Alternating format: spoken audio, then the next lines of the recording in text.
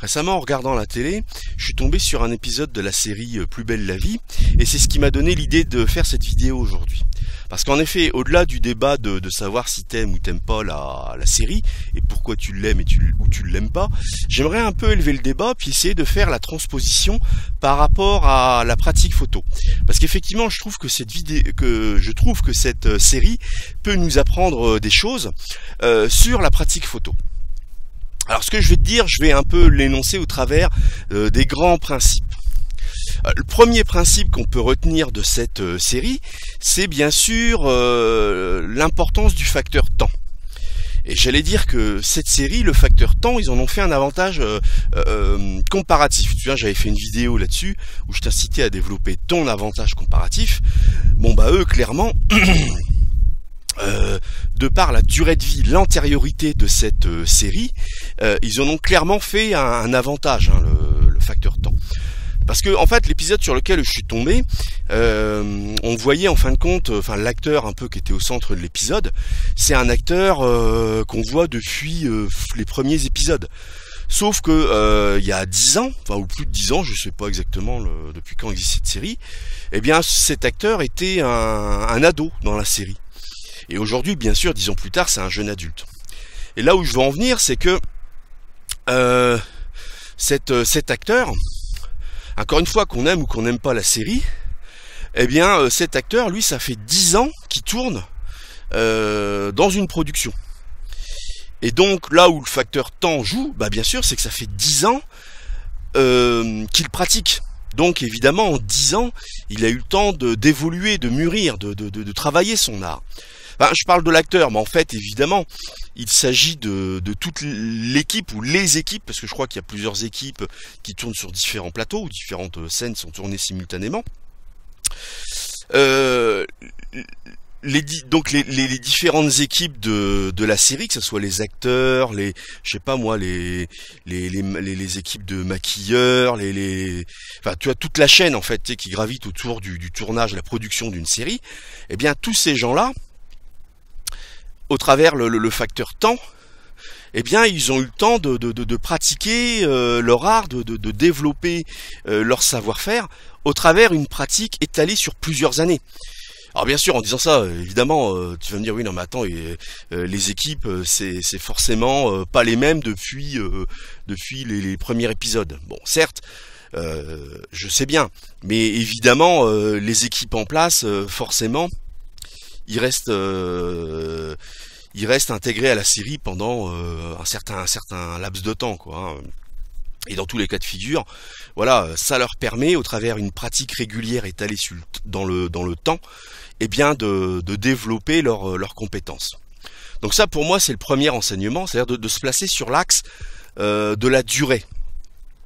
Et la photo, c'est pareil. Si tu veux développer tes compétences, il y a un moment donné, il faut être conscient que ça va se faire, notamment au travers une application régulière. Enfin, une mise en application régulière de tes pratiques photo étalées dans le temps.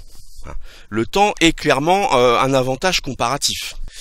Le deuxième grand principe que nous enseigne cette série, pour moi, c'est que eux se sont toujours concentrés sur le public qu'ils servent, et non pas sur le désir de plaire à un cercle de critiques, en l'occurrence cinéphiles, ou spécialisés sur les séries.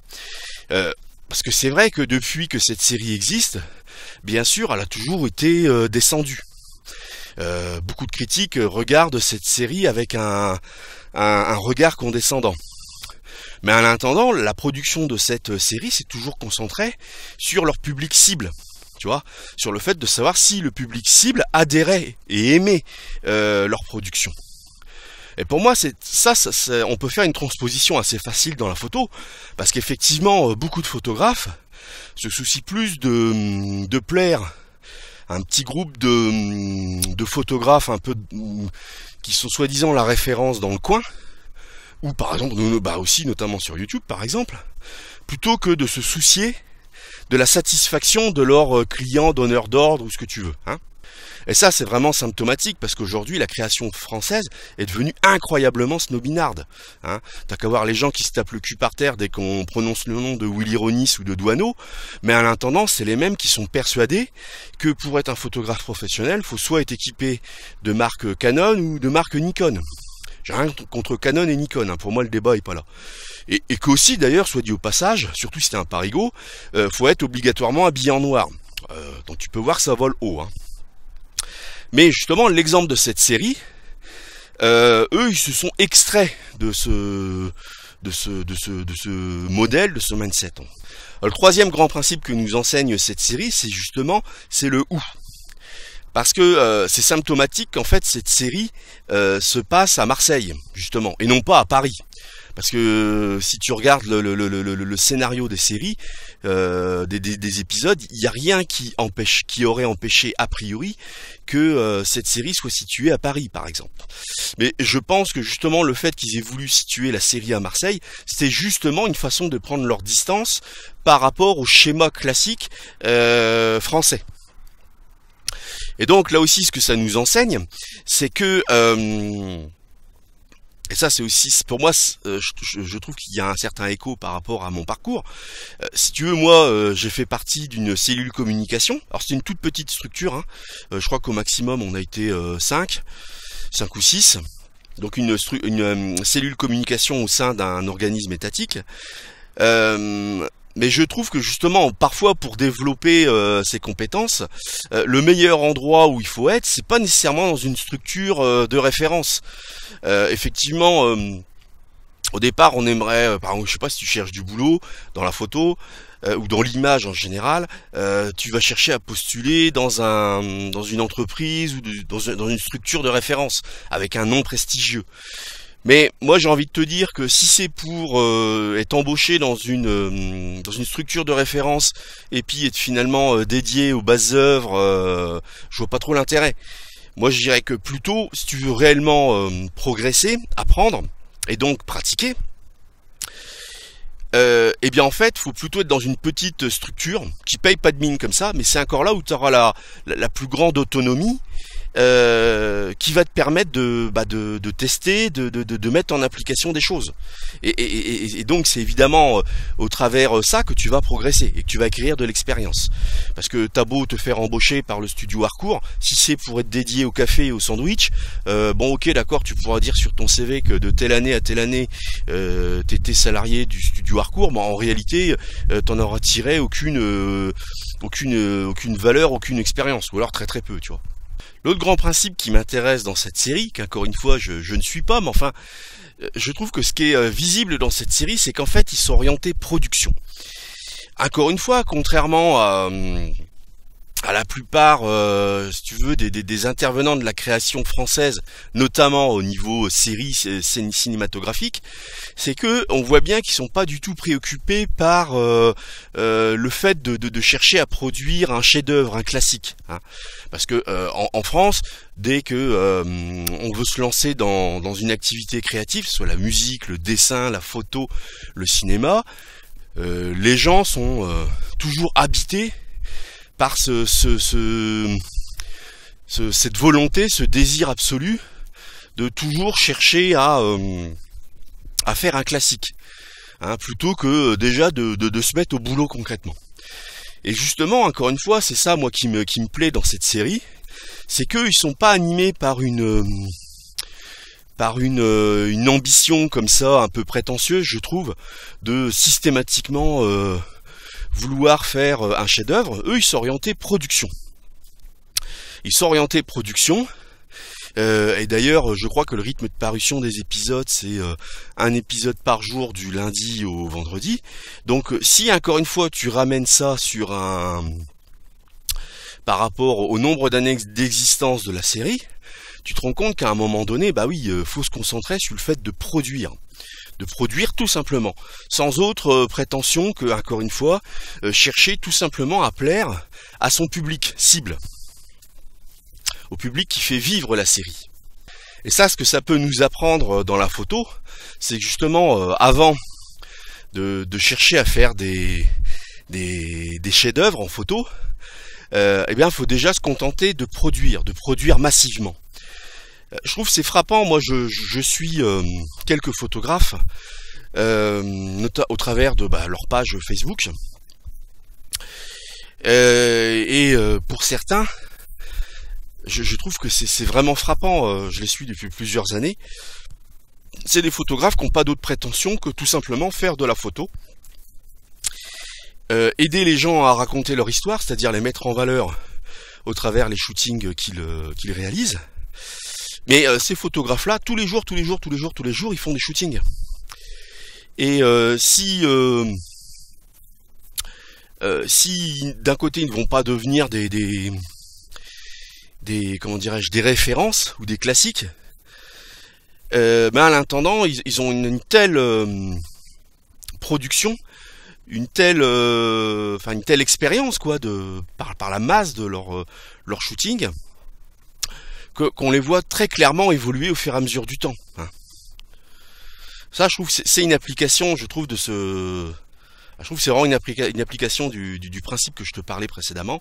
C'est qu'il faut être, pour moi, concentré sur le fait de produire le plus possible, plutôt que d'être animé par le souci de chercher à faire un chef-d'œuvre.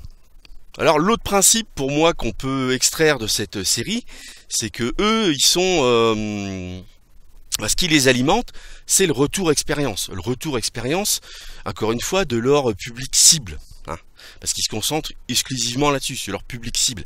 À la limite, ce que pense Pierre-Paul Jacques, qui n'aime pas la série et qui est critique cinéma, ils en ont rien à cirer, et ils ont bien raison.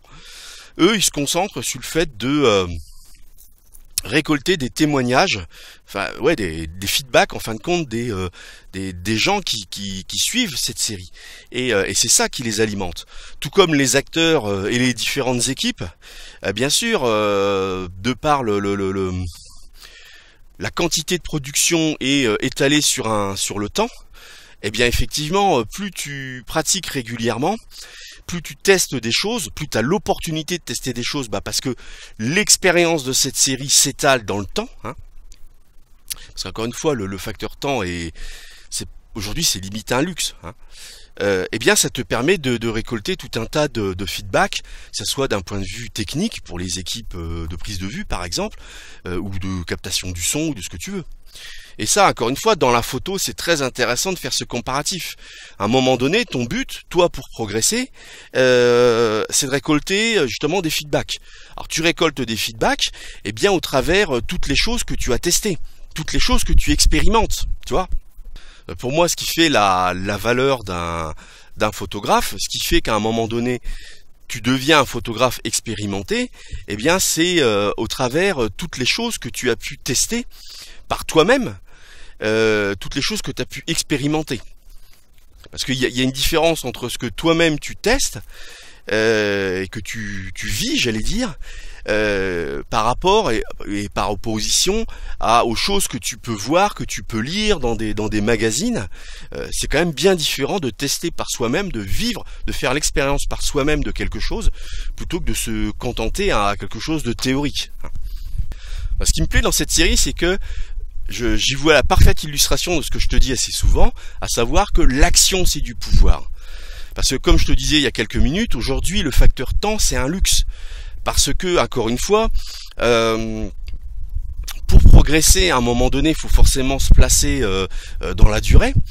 Mais encore faut-il avoir l'occasion de produire dans la durée. Ce que je veux dire par là, c'est que de par la précarité de l'emploi, et notamment des intervenants de la chaîne de l'image, si tu travailles je sais pas, moins de 6 mois dans l'année dans la photo, et que le reste du temps, soit que tu es au chômage ou tu fais autre chose, évidemment t'as pas la possibilité, t'as pas ce luxe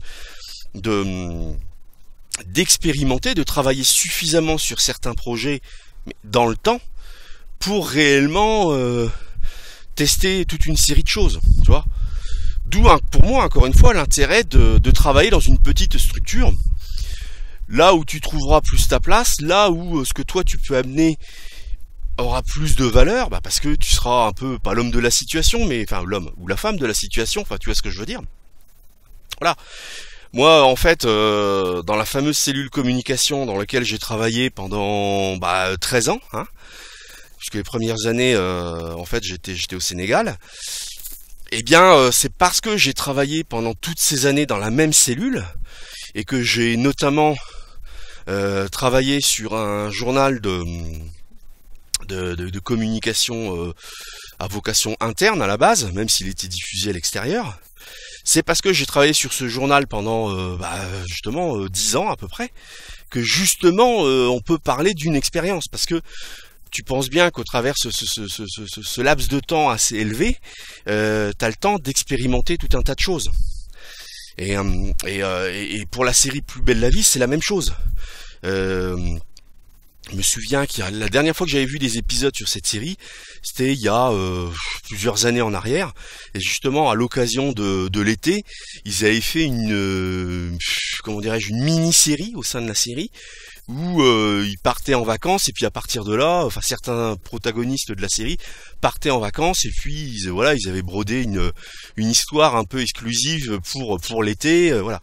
Donc ça pour te dire que dans cette série Plus belle la vie, bien sûr, vu que ça existe depuis plus de 10 ans, tu penses bien qu'ils ont pu expérimenter tout un tas de choses.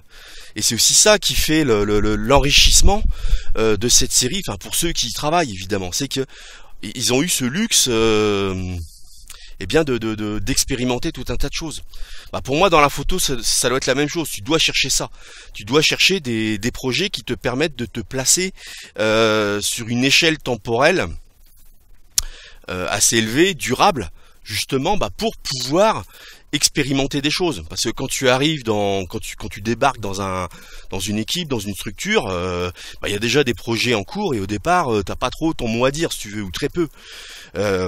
Mais par contre, si tu restes dans cette structure un certain temps, à un moment donné, toi tu peux amener tes idées de projet, hein. Et il est évident que c'est beaucoup plus enrichissant de développer soi-même ses propres projets de A à Z, voire même de développer plusieurs projets de A à Z, encore une fois, étalés dans le temps, que de débarquer puis d'être, alors quel que soit ton importance, j'allais dire, dans le décisionnel dans le projet, que ce soit directeur artistique, styliste ou je sais pas quoi. Mais ce qui est intéressant à un moment donné, c'est de développer ses propres projets, tu vois. C'est là où tu tires de l'enseignement. C'est quand tu mets en application tes propres idées et non pas celles des autres. Mais ça, encore une fois, c'est que en restant un laps de temps assez élevé dans une structure, ça peut être 5 ans, 10 ans, qu'à un moment donné, tu peux acquérir suffisamment d'autonomie, pour avoir suffisamment de poids, on va dire, pour imposer tes projets. Et donc mettre en application ce que tu as dans la tête.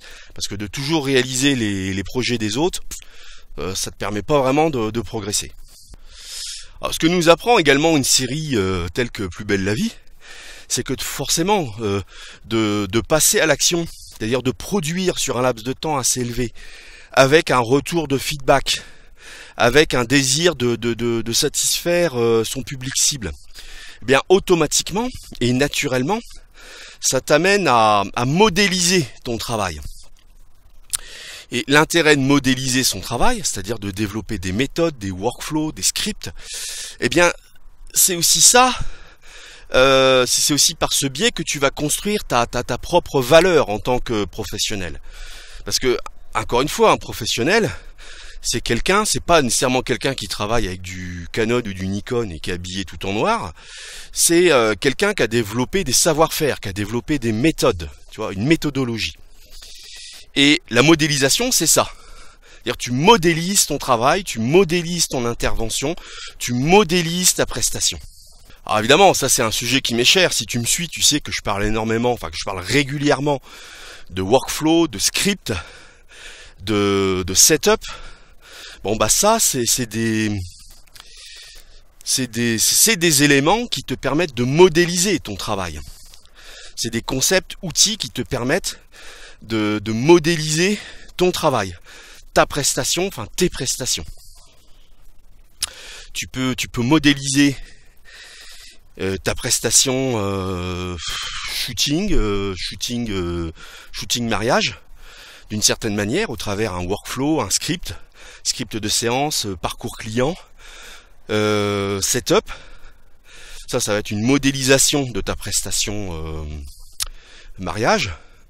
Et puis en parallèle, tu peux avoir une modélisation stand photo Père Noël par exemple. Tu vois, c'est-à-dire avoir un workflow particulier pour cette prestation, un script photo particulier, un parcours client particulier, un setup évidemment particulier. Bref, tu vois, un concept, une modélisation de ta prestation. Et ça, c'est très important. Parce que si tu raisonnes comme ça, bon déjà, tu comprends que, j'allais dire, c'est plus important que la marque de ton appareil photo. Parce que tu peux très bien, si toi, t'es adepte, par exemple, des solutions qui commencent aujourd'hui à être bien au point, hein, tout ce qui est mirrorless, etc. Alors moi perso, viseur électronique, aujourd'hui encore, j'y arrive pas du tout. Hein. Mais par exemple, si toi, par exemple, t'adores ton Olympus OMD 5, je sais plus où ils en sont, écoute, te sens pas obligé d'acheter une marque d'appareil photo spécialement pour paraître pro. Non, ce qui va faire ton professionnalisme, justement, c'est ta maîtrise technique, c'est ta modélisation de ton intervention, de ta prestation. Alors également, l'autre chose que nous apprend Plus belle la vie, et qui est transposable dans la photo, je trouve, c'est justement la faculté, la volonté de créer une communauté. Alors ça, c'est quelque chose de très important pour moi. Comme je te disais en début de vidéo, bon, évidemment, t'as des gens qui n'aiment pas cette série, t'as des autres, puis t'as d'autres qui aiment cette série. Mais en fait, aujourd'hui, par exemple, les acteurs, enfin voilà, les visages qu'on associe à cette série, même si on n'aime pas la série Plus belle la vie, justement, vu que cette série a une certaine visibilité, une certaine lisibilité, et puis qu'elle a un pouvoir comme ça d'adhésion, eh bien, c'est ce qui permet notamment aux acteurs de cette série, eh bien, de mener à bien d'autres projets en parallèle ou enfin indépendamment de la série. Je me souviens plus comment elle s'appelle là, celle qui joue le personnage de la serveuse là dans la série. Je crois que c'est Laetitia Milo, un truc comme ça. Excuse-moi si j'écorche le nom. Bon par exemple, c'est parce que elle s'est imposée au fur et à mesure du temps comme une actrice emblématique de la série, qu'elle a pu aussi mener à bien d'autres projets. Je sais qu'elle a rédigé des bouquins. Alors je me souviens parce que il y a 3-4 ans en arrière, j'avais fait un stand photo dans une galerie marchande et puis justement elle, à un moment donné, elle venait dédicacer, enfin un après-midi, elle venait dédicacer son premier livre ou son deuxième livre, je sais plus. Et puis la directrice de la galerie m'avait demandé de faire des photos. Donc voilà, c'est pour ça que je sais que elle a fait différentes choses en dehors de la série. Et justement, pour avoir fait des photos de la séance de dédicace, je sais que, c'était la galerie marchande était totalement blindée. Donc tout ça pour te dire que justement, ils ont su rassembler, fédérer une communauté. Et c'est parce que aujourd'hui ils ont rassemblé une communauté, qu'ils ont acquis de l'expérience professionnelle, de la maturité, et bien que s'ils veulent, et quoi qu'on puisse penser de la série, s'ils veulent, ils peuvent tourner dans un film d'auteur 100% français, 100% chiant, comme on en a le secret, s'ils veulent, tu vois. Ils peuvent continuer à construire, par exemple dans le cas des acteurs, leur image, leur crédibilité professionnelle, en tournant dans différents projets, mais parce que la série a rencontré un certain succès, et a su créer une communauté. Parce que ça aussi, je trouve que c'est marquant dans cette série, il y a réellement une communauté. J'ai pas vérifié, mais il n'y a même pas besoin de le faire. Il y a inévitablement, j'imagine, des blogs, ou même des pages, enfin des groupes Facebook, etc., qui tournent autour de la série, c'est évident. Mais c'est parce qu'il y a cette communauté qu'aujourd'hui, par exemple, les acteurs peuvent tourner dans des films d'auteurs français, par exemple, faire de la musique, écrire des bouquins, faire des pièces de théâtre, tu vois. Donc la transposition par rapport à la photo, mais c'est pas que par rapport à la photo. Moi qui ai travaillé un petit peu dans l'édition, aujourd'hui si je devais y retravailler, je pense que ce serait vraiment ce à quoi je m'attellerais. Il me semble important que tout auteur, toute personne qui présente une production artistique, eh bien cherche à se créer une communauté au travers soit des forums ou plus simplement des pages ou des groupes Facebook, parce que ça c'est le plus simple aujourd'hui, parce que tout le monde est sur Facebook, faut pas se mentir, pour communauté, pour interagir avec sa communauté, et pour présenter ses dernières productions. Donc j'allais dire, toi en tant que photographe, tu dois avoir le souci de produire en masse ou significativement, de pas produire avec parcimonie, au contraire. Mais aussi, tu dois avoir le souci de te créer une communauté. Et aujourd'hui, j'allais dire, les outils sont disponibles. Alors, je parle pas d'Instagram parce qu'en fait, je suis pas du tout Insta. Mais bon, je te conseille de te consacrer, de porter ton effort sur le média social que tu maîtrises, que tu sens, si tu préfères. Alors, le dernier principe que nous apprend cette série, pour moi, eh bien, c'est l'importance de se créer un standard. Tu vois, au travers les différents principes d'enseignement que je t'ai énoncés précédemment, c'est ça qui ressort pour moi de Plus belle la vie, c'est que Plus belle la vie, c'est un peu un extraterrestre. Enfin, il y a 10 ans, c'était des extraterrestres. Personne n'aurait misé sur cette série. C'était sur France 3, enfin c'est toujours sur France 3, enfin moi que je me trompe. Ça se situe à Marseille, tu vois, voilà. Les standards de l'époque, c'était une série qui se déroule à Paris, c'est forcément diffusé sur France 2 ou sur TF1, voilà. Puis ça se limite à une dizaine d'épisodes à l'année.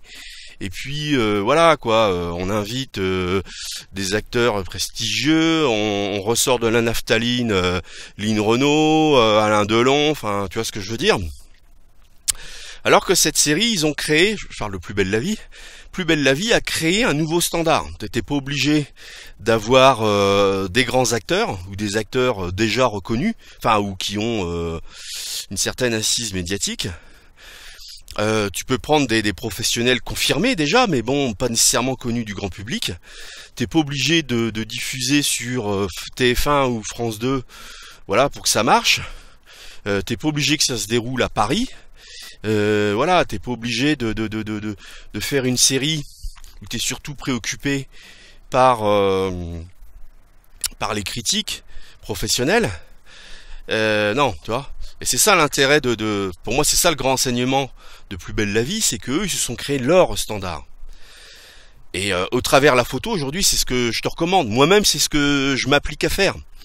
Tu vois, ça fait partie aussi du lot d'erreurs que j'ai fait au début que j'ai cherché à travailler en indépendant. Évidemment, au début, immanquablement, t'as toujours ce petit souci un petit peu de pas froisser, tu sais, le petit cercle de professionnels déjà établis. Tu traverses, je sais pas, tes prestations, ta grille tarifaire. Voilà, tu te dis surtout merde, j'espère qu'on va pas me contacter pour m'engueuler comme quoi je casse le marché ou au travers mes pratiques qui correspondent pas aux standards, machin. Mais non, moi, ce que j'ai envie de te dire, c'est crée tes standards. Le reste du monde, le petit cercle là de photographes établis dans le coin, dans ton département, ou sur Paris, si t'as la malchance de vivre sur Paris, écoute, tout le monde, tu les emmerdes, t'emmerdes tout le monde. Toi, ce qui doit t'intéresser, c'est de savoir si ce que tu fais apporte de la valeur à ton public. Point barre. Donc, crée tes standards. Et à partir du moment où, tu peux vivre du standard que tu te crées, c'est ça la seule question, si tu veux, qui doit t'animer. La reconnaissance du petit cercle de photographes soi-disant établis, soi-disant professionnels, ça faut vraiment en avoir rien à foutre en fait. Alors encore une fois, je t'en parle assez souvent, mais pour moi, ce qui importe, c'est surtout la personne que tu deviens. Et là aussi, je trouve que cette série est assez emblématique de ce point de vue. Euh, Ce qui importe, c'est le photographe que tu deviens au travers ta pratique, ton expérience que tu te construis au travers, comment dirais-je, tes expérimentations, tes tentatives, mais aussi tes feedbacks. Le professionnel que tu deviens justement en modélisant, en réussissant à modéliser, je vais y arriver, son savoir-faire, et aussi justement en développant des savoir-faire, en créant de la compétence. Tu vois. Donc voilà, pour moi c'est un peu tout ce que peut nous apprendre Plus belle la vie. Et d'ailleurs, tiens, la conclusion qui me vient à l'esprit, c'est que pour progresser en photo, t'es pas obligé de t'intéresser que à la photo. Ce que je veux dire, c'est que il y a tout un tas d'exemples qu'on a sous le nez au travers le parcours de différentes personnes, de différents corps de métier, qui peuvent nous inspirer. Tu vois, tu peux aussi bien être inspiré au travers l'exemple de d'autres créatifs, hein, d'autres créatifs orientés production. Alors ça peut être, je sais pas, des couturiers, parce que par exemple mettre une collection de couture au point à un laps de temps prévu à l'avance, enfin une date butoir prévue à l'avance, bon bah ça aussi il faut avoir toute une méthode, etc., maîtriser toute une série de compétences. Voilà. Moi ce qui m'a permis de progresser par exemple dans la photo, c'est que je maîtrisais certains concepts outils venant du monde de l'imprimerie, qui est j'allais dire mon métier d'origine, hein, puisque je suis infographiste à la base. Et effectivement, dans l'imprimerie, quand tu es en formation, on te parle énormément, enfin on te parlait, parce que je ne sais pas si c'est le cas aujourd'hui, on te parlait énormément de compétences, de méthodes, de workflow, même si à l'époque on n'employait pas le mot workflow. Et voilà, et ça c'est des idées, enfin c'est des concepts que j'ai évidemment tout de suite transposé dans la photo, dans ma pratique de la photo, tu vois. Et c'est ça qui m'a permis de structurer des savoir-faire. Bah écoute, je vais te laisser sur ces bonnes paroles. Et puis bah comme d'hab, n'hésite pas à partager ton sentiment, ton parcours, toi aussi. Si t'es photographe, eh bien, qu'est-ce qui t'a aidé à te construire? Qu'est-ce qui t'a nourri, enfin, d'un point de vue compétence, d'un point de vue culture? Qu'est-ce qui t'a permis, ouais, d'avancer, de te construire d'un point de vue photographique? Ça, je trouve que c'est toujours très intéressant de savoir ça. Et donc, ça serait bien si tu pouvais le partager auprès de la communauté, là, des gens que je cherche à fédérer justement. Et puis sur Facebook, n'hésite pas à me poser des questions. Tiens, je vais remettre en lien là la page Facebook dédiée à cette chaîne. Et puis voilà, et puis nous comme d'hab, on se dit à bientôt dans une prochaine vidéo. Allez, salut, à bientôt.